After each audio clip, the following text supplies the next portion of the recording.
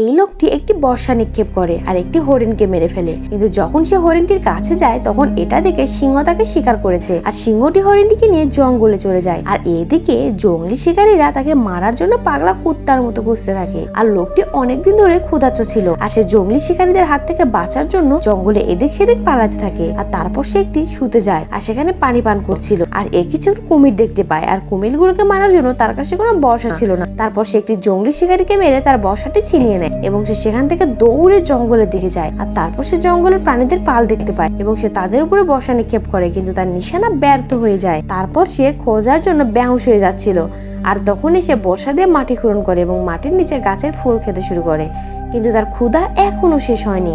তাকে জঙ্গলি শিকারীদের হাত থেকে পালিয়ে বাড়িতে ফিরতে হবে, কিন্তু সে সামান্য ভুল করলে জঙ্গলি শিকারীগুলো তাকে মেরে তার মাংস খেয়ে ফেলবে। তো বন্ধুরা, ভিডিওর পার্ট 2 দেখতে চাইলে অবশ্যই ভিডিওতে একটি লাইক করে চ্যানেলটিকে সাবস্ক্রাইব করুন।